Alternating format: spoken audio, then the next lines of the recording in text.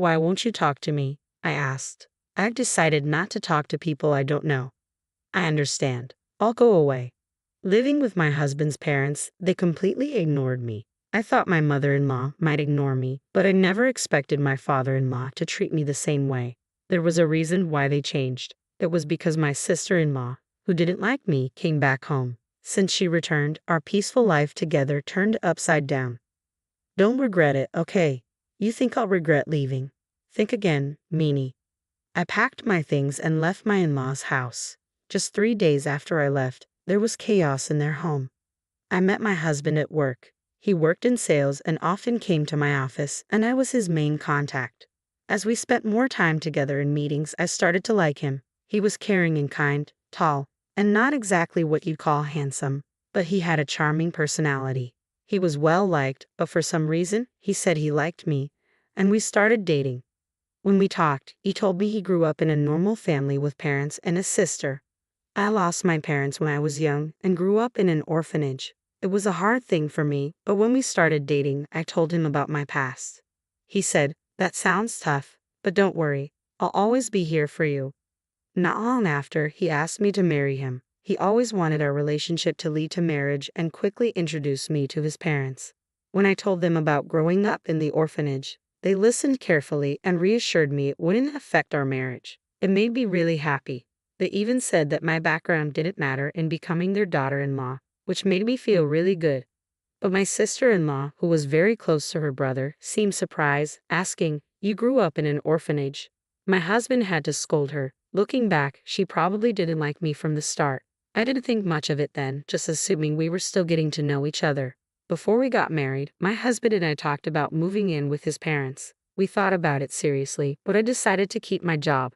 My husband was going to be transferred soon, and although I considered quitting to move with him, my career was going well, and I had just been given more responsibilities at work. We discussed it and agreed he would move alone. After our wedding, I wanted to enjoy being newlyweds for a while. I even thought about visiting my husband during long weekends to have a May vacation together. Moving in with my in-laws right after getting married seemed a bit overwhelming, but my husband probably felt more comfortable living with them. Also, he might have wanted us to live together to ease his mom's worries.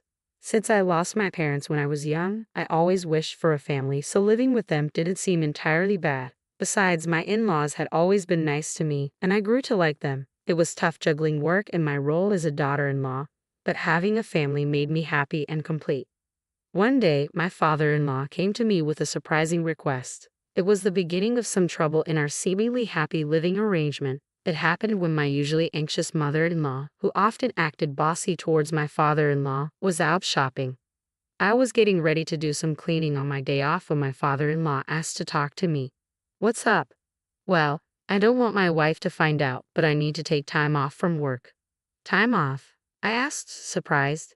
He explained that he'd been having problems with his boss and coworkers, and his health had gotten so bad that he had no choice but to take a break. My mother-in-law is a nice person, but she's always anxious and a bit overworried.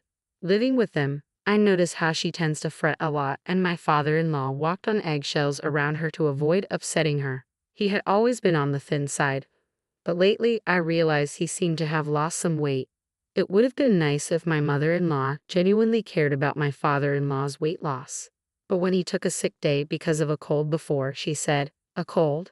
Everyone else at work is climbing the career ladder. You're always taking days off for health reasons. That's why you're not getting promoted." Instead of being concerned, she tended to criticize him. He probably tried his best to keep going, no matter how bad he felt. But his health got worse, and he secretly took time off to go to the hospital. He was struggling both mentally and physically. With him leaving work early, often being late, and calling in sick, there was talk about him needing to take a break from work. But he didn't want to upset my mother-in-law at any cost. If he suggested taking time off, she'd likely get really angry. Also, my father-in-law didn't earn much, and he relied on extra pay from working overtime. Taking time off would mean a significant drop in income. If he told my husband, he might tell my mother-in-law, so he came to me, asking if I could help with the bills. If I mentioned taking a break, she might even leave me, he said. Hearing that hurt, I was grateful to my in-laws who had accepted me warmly, regardless of my past in an orphanage. Wanting to support him, I decided to help him out during this tough time. Okay, I'll send you money every month. Use it for expenses. I'm really sorry. I'll try to get better soon and go back to work. Thank you so much. After that, my father-in-law continued to pretend to go to work while I sent money to his bank account for living expenses. My mother-in-law wasn't very thorough with checking her bank statements, so she didn't notice my transfers. He'd act like he was going to work but instead went to a mental health clinic or went for walks in the peaceful mountains. Over time, he started looking better. I thought he might go back to work soon, but then something unexpected happened. After a fight with her husband, my sister-in-law went back to her parents' home. There's nothing like being back home. I thought I'd lose my mind if I stayed with that stupid husband of mine. I'll be here for a while. Can you make meals for me too? I knew from the start that my sister-in-law didn't like me. At our first family meeting, my husband was upset because she clearly showed her disapproval. During our wedding, she had a sour look the whole time and even told me straight out, "My brother looks great, but you. He could have married someone prettier." She openly judged me for being raised in an institution, saying it was embarrassing that I didn't have parents at the wedding. However, she got married before us and had already moved out, so I thought I wouldn't have to deal with her much. That's why I thought it would be okay to live with them. If she had still been living at home, I wouldn't have even considered moving in, knowing how she would treat me every day. I thought her stay was just temporary because of her marriage problems and expected her to leave in a few days. Even though she was stern with my father-in-law, my mother-in-law had never been harsh towards me. Even if my sister-in-law made mean comments, I believed my mother-in-law would defend me. But I was wrong. One day, when I came back from work, my mother-in-law's behavior seemed strange. "Is something bothering you?" I asked. She seemed distant, not talking to me like usual. When I asked her what was wrong, she said, "Did you know you've been talking about me behind my back?" "What? I've never said anything bad about you. You've always been kind to me, and I'm really thankful. Why would I say bad things about you? You've been acting like the perfect daughter-in-law, but you've been talking behind my back." "Whatever," she said, leaving the room. In the hallway, my sister-in-law was smirking. "Looks like you're not in her good books anymore. Did your true colors come out? Being from an orphanage, your background really does matter, huh? It's best not to gossip about people, you know." I haven't said anything bad about her. Oh, the neighbors seem to have heard everything. When I came back home after so long, they told me you've been talking badly about her all the time. What? Who are these neighbors? Well, it's been a while since I got married and moved out, so I kind of forgot their names. I never said any of that. Stop making things up. Oh, how disrespectful. Mom, she's calling me a liar and being mean to me, my sister-in-law said as she walked into my mother-in-law's room. After that, my sister-in-law's mean behavior got worse. She claimed I told her to sleep in the hallway and take the last turn for a bath because she's just a guest. She complained to my mother-in-law about every little thing. Every time, I had to explain I hadn't said or done any of it. But my mother-in-law seemed to believe my sister-in-law and be influenced by her. My sister-in-law stayed longer, making me wonder if she planned to stay forever. With all these worries, I went home feeling sad. I'm back. Before, my mother-in-law would warmly say, "Welcome back," but now it was quiet. "I'll start making dinner," I said, stepping into the living room. I was surprised. Usually, my sister-in-law would rush me to make dinner, but now my mother-in-law, father-in-law, and sister-in-law were eating sushi together. Surprised, my sister-in-law said, "Oh, looks like someone who isn't really family is here. You were planning on having sushi, were you?" My mother-in-law kept eating without looking at me, watching TV. "If you wanted sushi, you should have told me. I came home right after shopping," I said. "Ha! No one said they wanted that," my sister-in-law replied, not even looking at me. "Hey, Mom, Dad, I went out with my friends during the day and got some delicious pudding. Let's eat together," my sister-in-law said, ignoring me. They all started eating the pudding. I was tired from work and didn't have the energy to argue, so I went to my room without eating.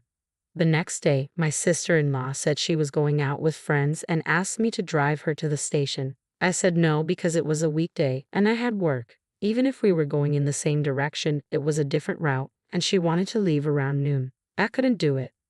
"Just take the day off. It's fine. Your cute little sis-in-law just wants a ride. She hasn't had a chance to relax since she got married, right? Can't you be a bit nicer to her now?" she said. "With all due respect, didn't you go out with friends last night after getting a late call? It seems like you've been going out almost every day since you came home." "I have work." Please take the bus or train. My mother-in-law and sister-in-law were talking quietly, but I was done and left for work. However, that night, the event that made me decide to leave this house happened. I got delayed at work and came home after buying groceries, expecting to face some criticism. It was raining heavily when I left the office, and I got soaked just getting in and out of the car. I wondered what nasty surprise was waiting for me tonight. But when I got home, they were all eating takeout again, just like the day before. No hello, acting like they didn't see me. But I was used to it. I looked out into the courtyard from the hallway and saw something in the middle of the garden. Looking closer, I saw it was my stuff. My designer bag that I bought with my first paycheck, shoes that were a birthday gift from my husband, and even my work computer, all wet. I was shocked, and my sister-in-law said with a smirk, "Having the strangers' things in the house grossed me out, so I threw them out." Flaunting a designer bag like that, how arrogant of you. Neither of my in-laws said anything about her terrible behavior. Why didn't you stop her? Have I done something to you? Do you really believe her lies about me bad-mouthing you and bullying her? Aren't you upset with her for what she did? I asked. My mother-in-law avoided my eyes and stayed silent. Why won't you say anything? I asked again. I can't talk to strangers. I can't be friendly with someone who's not family, my mother-in-law replied, not even looking at me. My sister-in-law grinned, waiting for me to respond. Wait, where's my father-in-law? I've been the one supporting him during his time off. I've been the one handling finances in this house. I did it out of gratitude, but shouldn't he stand up for me now? Surely he'd be on my side. Hoping for his support, I looked at him, but he walked past me without a word and went into his room. That was it for me. I see. I've had enough. Oh, are you upset? I'm sorry. Honestly, I never liked you from the start. You know, being from an institution and all. Just don't regret leaving, my sister-in-law said. As if I would. Good riddance, I replied. I packed my things and got ready to leave right away. Only my father-in-law seemed worried because he relied on me financially. But even he didn't try to stop me or speak up for me. I was done with his indifference. Although my husband's work assignment was far away, I just wanted to get out of that house as soon as possible. I quickly got into my car and drove to him. I never talked to my husband about any of this. I doubt my mother-in-law told him about my sister-in-law coming back home. If he knew, he would have reached out to me because he knows I don't get along with her. But my husband never mentioned anything about my sister-in-law in his calls or messages. I never doubted my husband's behavior before, but maybe she's manipulating him, feeding him lies about things. Even now, as I go to him, he might treat me the same way they did. My heart was heavy, feeling suspicious even toward my husband, whom I trust the most. If he's siding with them, maybe divorce is the only option. That's how distressed I felt. When I arrived at his out-of-state apartment, he hadn't returned yet, probably busy since it was the end of the month. As I waited, my husband came in energetically, maybe noticing the lights. What? You're here. You should have told me you were coming. I would have come back sooner. What a pleasant surprise. No, just seeing your face, he said with a big smile. Seeing him happy to see me after all that happened at my in-laws' house, mixed with relief and humiliation, and I couldn't hold back my tears. What's wrong? Did I do something? Seriously, what's going on? He asked, concerned. It seemed my husband had no clue about the treatment I endured at his parents' house. I gathered myself, knowing I needed to explain everything clearly to him. I started recounting everything. How I've been financially helping his father who took medical leave without telling his wife. How his sister returned and was now staying at their parents' house. How she lied about me to his mother, turning her against me. How they treated me like an outsider, ignored me, and even ruined my belongings by leaving them out in the rain. Through tears and pauses, I poured out everything to him. Finally, I made it clear that I couldn't go back to that house ever again. And if he couldn't support me on this, I would want a divorce. My husband apologized for being too focused on work and not checking in on me more often. He regretted his family's behavior towards me. He assured me I didn't have to go back there or even talk to them again. Even if I forgave them someday, he was firm about cutting ties with his parents and sister. He also promised not to provide any more financial aid to his father.